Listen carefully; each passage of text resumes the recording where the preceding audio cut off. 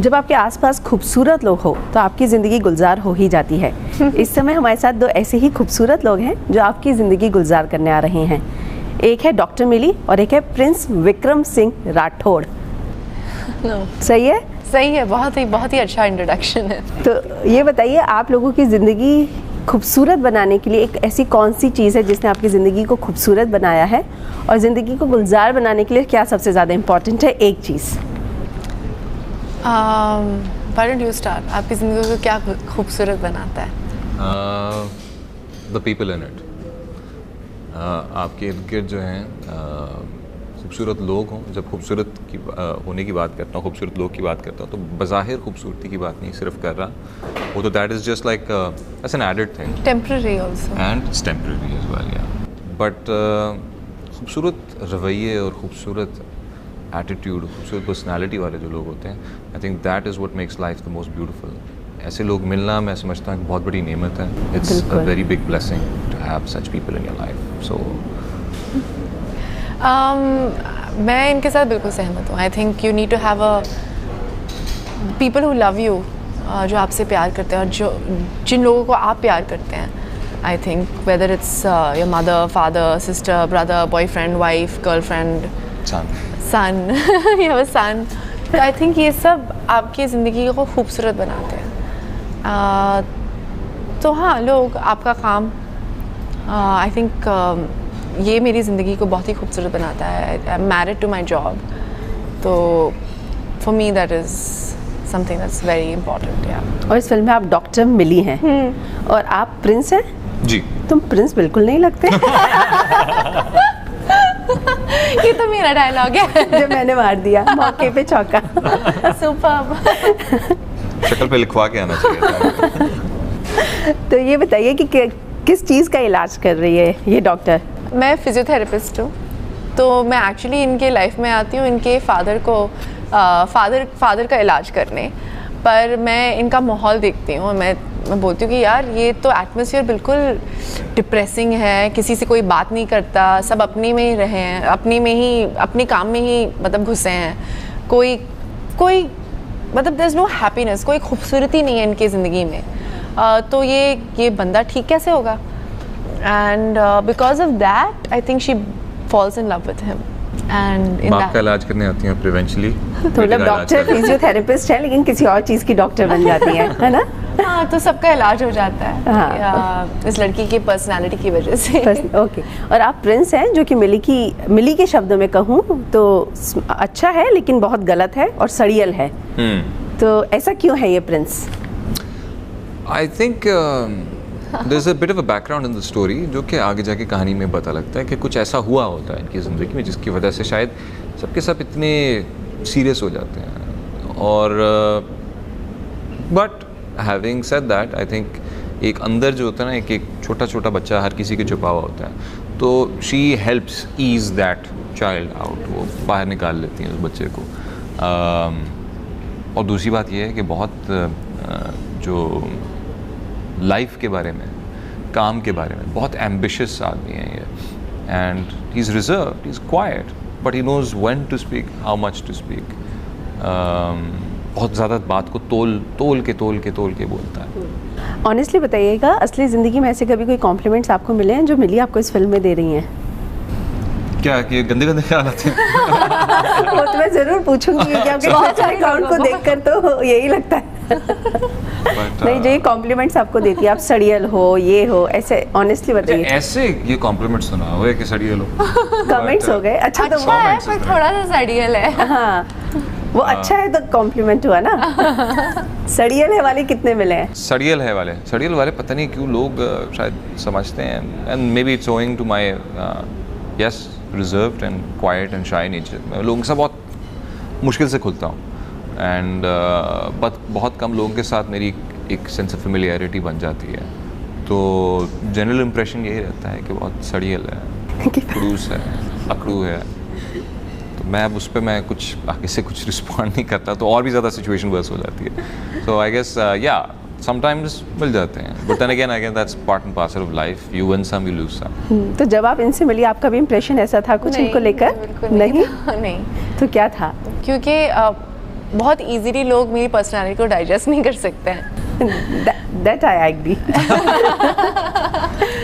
तो बहुत लोगों को लगता है कि ये लड़की बोली कि कैसे क्या करेगी, कुछ गलत करने वाली है ये लड़की।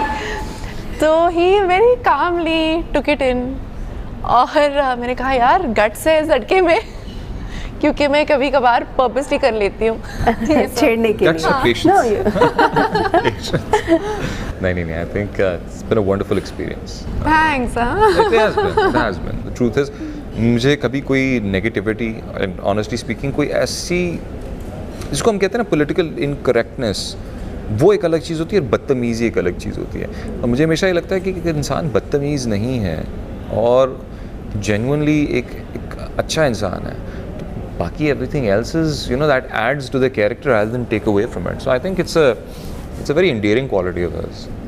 इस फिल्म में आपको मिसफिट लगना था जी। हालांकि सोनम के लिए कहा जाता है कि वो जो पहने बेस्ट होता है, वो बेस्ट दिखती हैं, बहुत अच्छे से अपने आप को कैरी करती हैं। तो जब मिसफिट दिखना था तो कितनी मुश्किल थी, कितना आपको पर्पसली अपने आप को मिसफिट करना आसान काम था ये, क्योंकि जब मैं इंडस्ट्री में आई थी तो आई थिंक मैं बिल्कुल मिसफिट, अब तक मैं मिसफिट हूँ, पर जब मैं आई थी तब लोगों को लगता था कि कपड़े क्या पहन रही है ये लड़की, ऐसे बाल क्यों बनाती है, ऐसे मेकअप क्यों करती है, ऐसा क्या बोलती रहती है, क्या बोलती रहती है। ये कभी फिटेड नहीं होने वाली इंडस्ट्री में, इधर सबको डिप्लोमेटिक होना चाहिए, सबको सबके बारे में अच्छा बोलना चाहिए।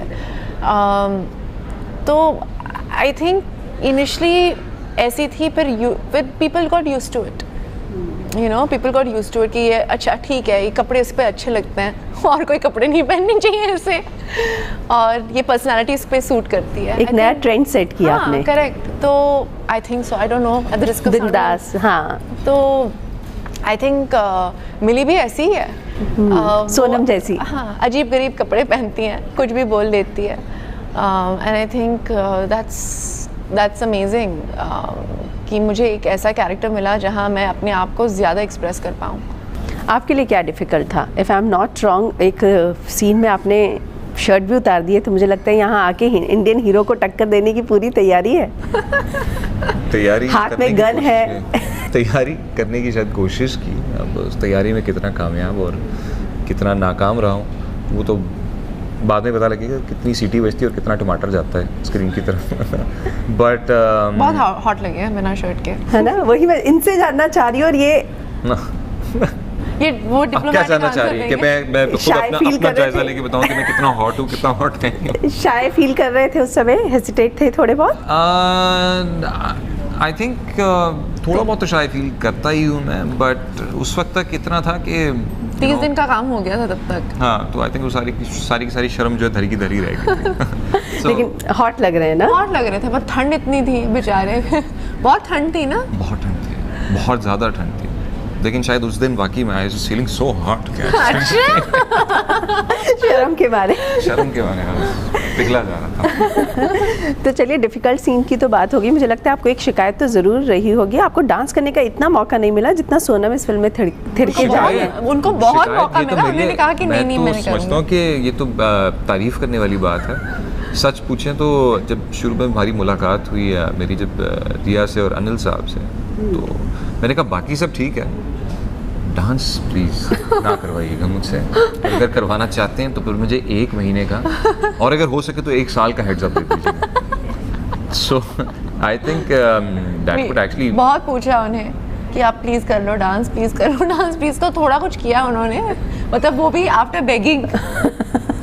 मैं सच बताऊं, वहाँ पे मेहंदी होती है, यहाँ पे जिसको संगीत कहते हैं, अगर मुझे कभी कोई दोस्त शादी में बुलाता है और कहता है कि यार तेरी शादी है और तुमने आके डांस ज़रूर करना है उस पर मेहंदी पे, तो मैं उसकी, मेरा आमतौर पे जवाब ये होता है कि मैं पूरी कोशिश करूँगा आने की, लेकिन शायद मैं शहर में नहीं हूँ उस दिन यार, मैं आई विल बी ट्रैवलिंग। सो मैं इतना ज़्यादा, मुझे इतने ठंडे पसीने छूट जाते हैं तो मुझसे कहता है कि डांस करो।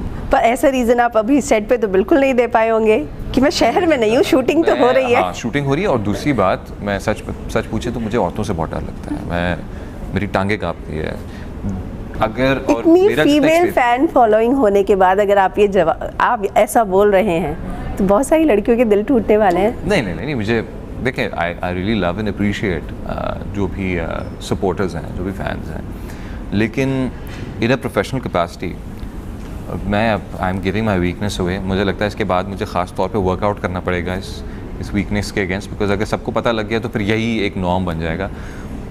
मेरा जितना टकराव रहा है हमेशा और मेरा एक्सपीरियंस भी रहा है has been with female producers for some odd reason, और फीमेल प्रोड्यूसर्स के सामने ही मैं इनकार कभी नहीं कर सकता। पता नहीं क्यों मेरी बस बोलती बंद हो जाती है और मैं कहता हूँ कोशिश करूँगा देखते हैं, but I can't say no, I really can't, I don't know why, but it is I guess I have this fear and respect for women, a great deal of it in my heart. I really do, and that's just naturally there. That's just naturally there.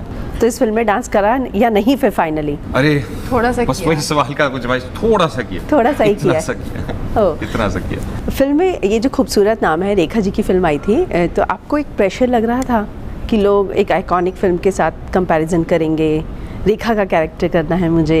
हमने story तो बिल्कुल change कर ली और character अभी अंजू नहीं रही, मिली हो गई है।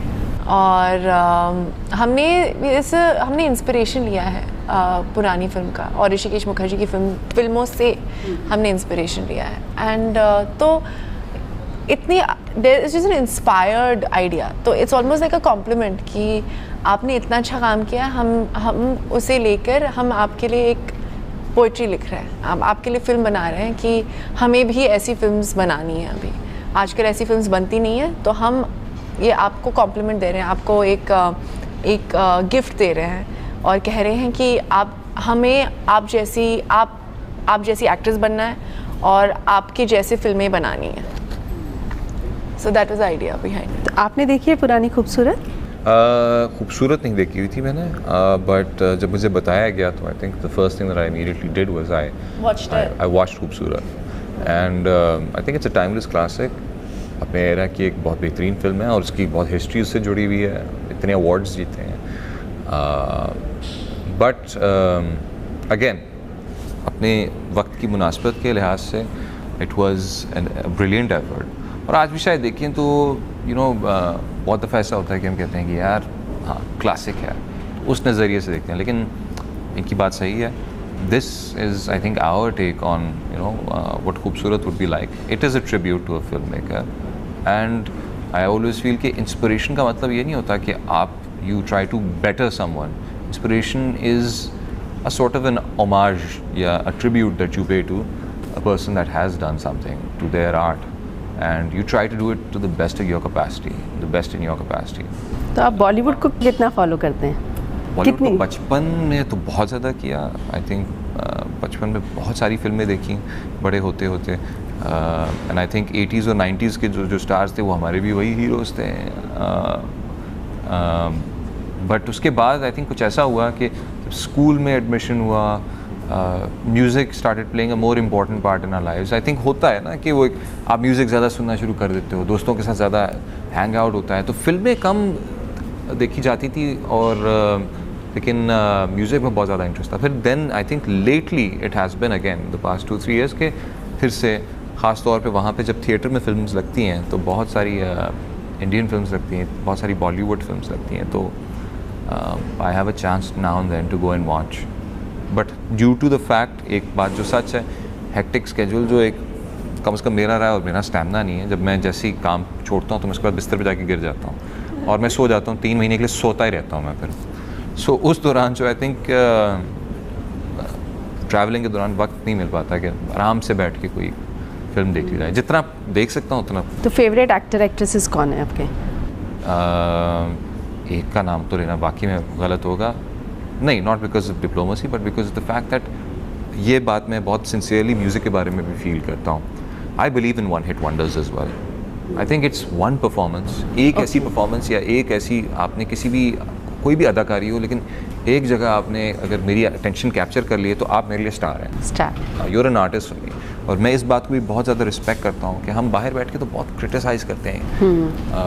एक वाक़या अगर वक्त है तो कुछ सुनाऊँ, खुदा के लिए के सेट पे था, एक फिल्म मैंने की थी। यस। तो वहाँ पर मेरी एक बात हो रही थी एक इंडिविजुअल से, और वो कह रहे थे कि यार आपने ये गाना सुना है, वो गाना सुना है, आजकल के बैंड्स के बारे में क्या ख्याल है, यार वो तो बहुत बुरा करता है, वो बहुत बुरा करता है, I don't like that, I don't like this. तो आफ्टर वाइल मेरा दिमाग पक गया और मैंने फिर आगे से मैंने ये बात की थी, मैंने कहा कि यार तुमने कभी ज़िंदगी में गाना रिकॉर्ड किया है? Have you gone into a studio and completed a song? Is like no. मैंने कहा चलो किसी सेशन में प्ले कर दिया हो, किसी के साथ लाइव या कोई किसी गाने में स्टूडियो बजा के प्ले कर दिया हो, गाना पूरा बनाया ना हो। उसने कहा नहीं। I was like, then please let's just drop this discussion because I don't think you know what it takes एक प्रोडक्ट को कंप्लीट करने में कितनी मेहनत जाती है, और सिर्फ इस पॉइंट तक पहुंच जाना कि आप एक गाना या एक फिल्म या एक परफॉर्मेंस एक ऑडियंस के सामने रखें। तो क्रिटिसाइज़ करना बहुत आसान है, बनाना बहुत मुश्किल है, और मैं इसलिए दिलो जान से इन सब की रिस्पेक्ट करता हूँ जो कि थोड़ी सी भी एफर्ट करते हैं। अच्छा बुरा तो is a very subjective thing. मैं गलत नहीं हूँ तो आप इनको SK और आप इनको FK बुलाती हैं? नहीं, मैं wow, that's a new one. मैं इनको FK बुलाती हूँ। You know call me SK? Yeah, but Because me Sonam only, na? I don't think you call me anything actually. What? I call it Sonam. Yeah. You never address me. Like I keep on saying FK, you never say Sonam. I've never heard you address me. Now you can address. सच्ची में? हाँ जी। तो आप अभी इनको एक Sonam. Now it's- Sonam. Sonam, yeah. तो ये I आपको have this really weird habit, बचपन से एक आदत रही है, और अगेन मेरा अपना ओपिनियन है शायद, फ़ोन में जब भी मैं नाम स्टोर करता हूँ, किसी का नंबर स्टोर करता हूँ, तो मैं निक नेम से कभी भी नहीं करता। I have to put in the first and last name, और अगर बीच का कोई इनिशियल है तो हमेशा मैं डालता तो हूँ क्या आता है? सोनम कपूर। सोनम कपूर। फ़ोन में that's how it would be stored. Yes, इनका तो सिर्फ फवाद है। हमारे फवाद इंडिया, फवाद पाकिस्तान, फवाद और FK। नहीं, but it's a weird way, मतलब पता नहीं क्यों बचपन से एक बात इनग्रेन कर दी गई है कि नाम पूरा पता होना चाहिए, and I don't know why. It's just in my head. Honestly speaking, Okay. it's just in my head. I think it's got nothing to do with कि कौन किस तरह किसी को समझता है या कितनी इज्जत करता है, कितनी कम इज्जत करता है।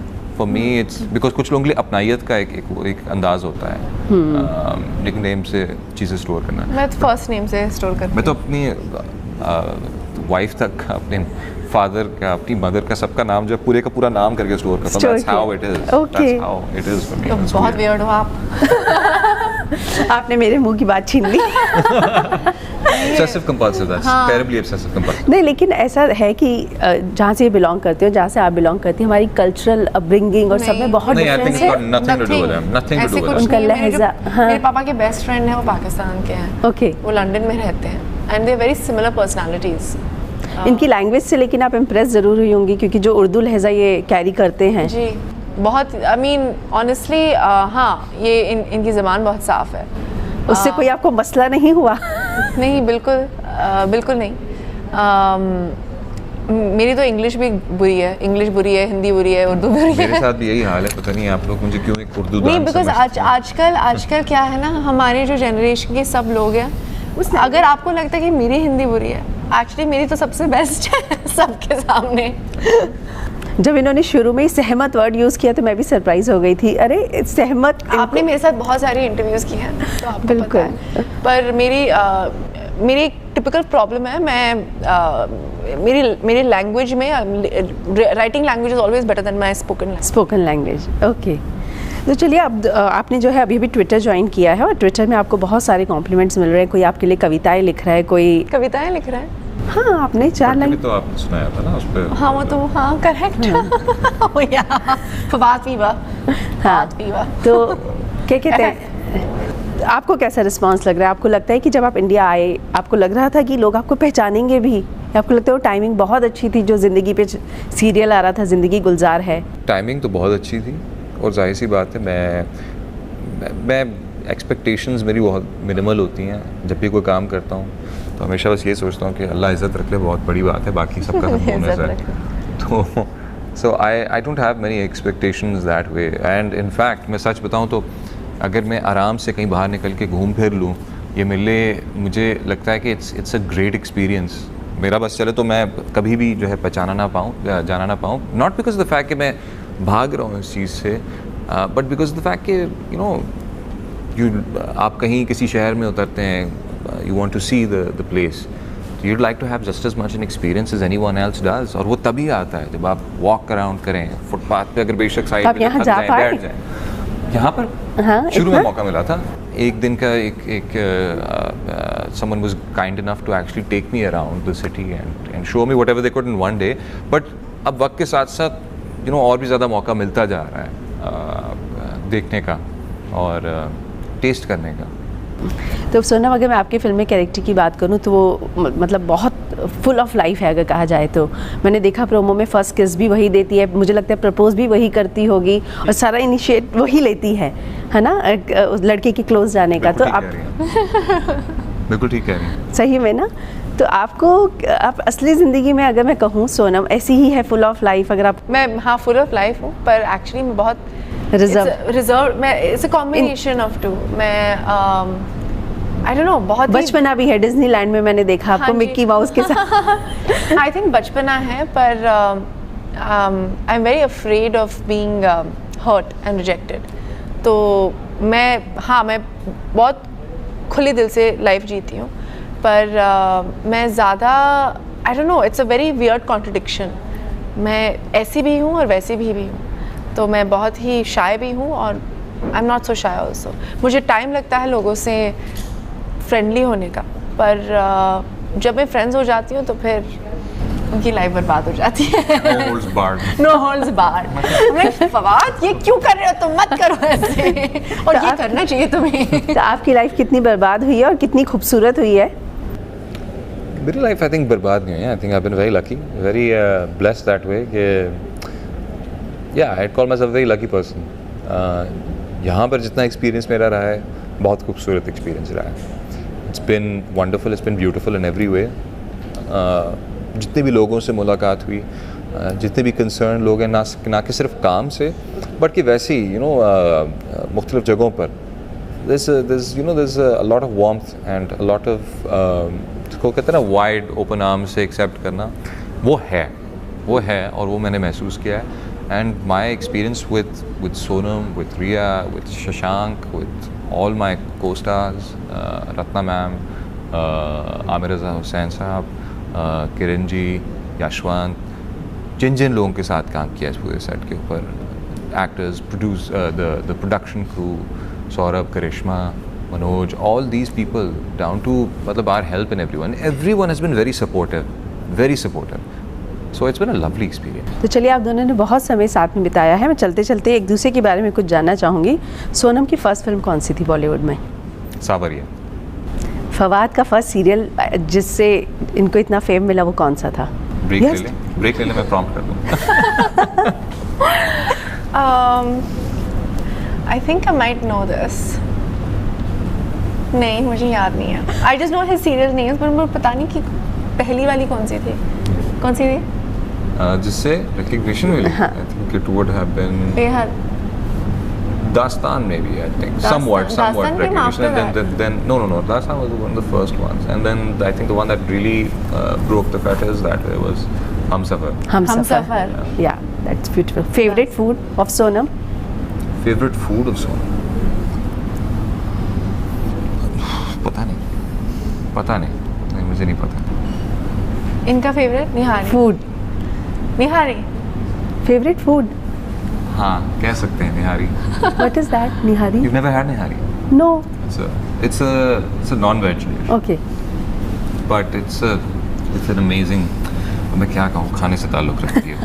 It is an experience and a half. सर्दियों के मौसम में okay. एक ठंडी बोतल हो जाती है एक बेवरेज की, और निहारी हो और साथ में कुलचे, तो उससे और ऊपर जो है ना एक घी का जो होता है ना, प्याज का तड़का जो होता है एडिशनल, वो लगा हुआ हो, अदरक हो, पुदीना हो, मिर्ची हो। मैं आप देख लें मैं कितना डिस्क्राइब कर रहा हूँ कि how much I relish that experience. It is amazing. सर्दी के मौसम में खास तौर पर आप नाश्ते के लिए खा सकते हैं, आप दोपहर के खाने के लिए खा सकते हैं। It's wonderful. ओके, इन्होंने स्टडीज कहाँ से की और क्या की है? दिस इज लास्ट, हाँ? Singapore, I think she went to study. Yeah. That's what I think. What about her? He studied in Pakistan only. Engineering किया उन्होंने। हाँ, that's true. Oh, very good. तो चलिए, हमसे बात करने के लिए बहुत शुक्रिया। हम उम्मीद करेंगे कि खूबसूरत फिल्म जो है सभी को खूबसूरत लगे और सभी का दिल जीते।